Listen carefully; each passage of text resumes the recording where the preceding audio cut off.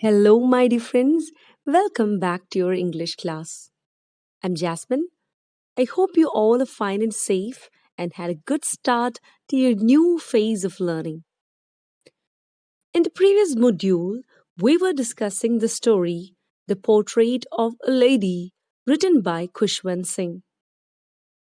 Now let's have a quick recap of the story. In the story, we saw how beautiful and close the bond between the author and his old grandmother was. Their life was going very pleasantly in the village as they were literally together in everything they did. Suddenly, there happens a turning point in their relationship as both of them were taken to the city by the other's parents, and slowly the beautiful bond between them fades away with the passage of time. This is where we had a pause, and now let's continue with the story.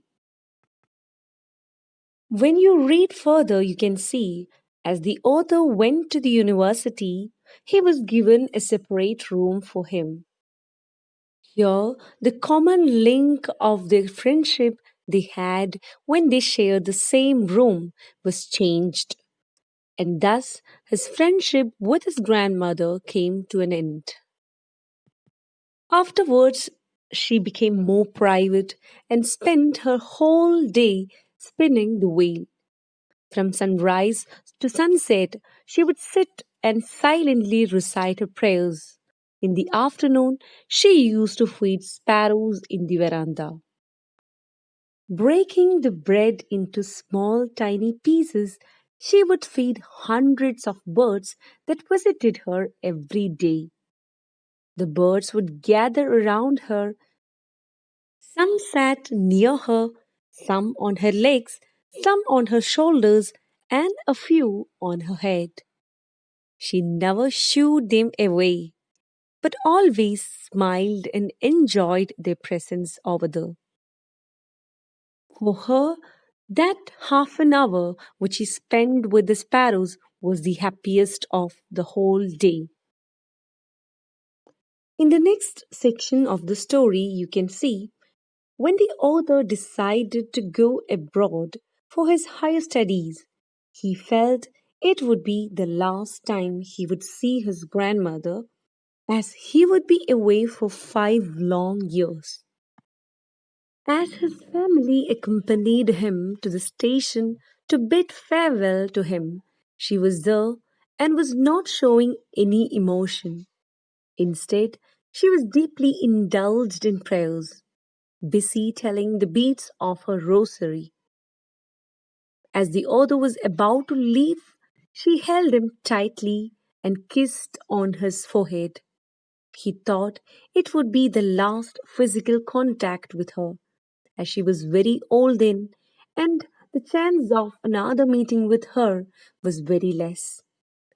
The author was cherishing the wet impression of a kiss on his forehead. When you read further, you can see, as the author thought it was not their last meeting. When he came back after 5 long years, she came to meet him at the station. She looked just the way she did 5 years ago, and not a day older.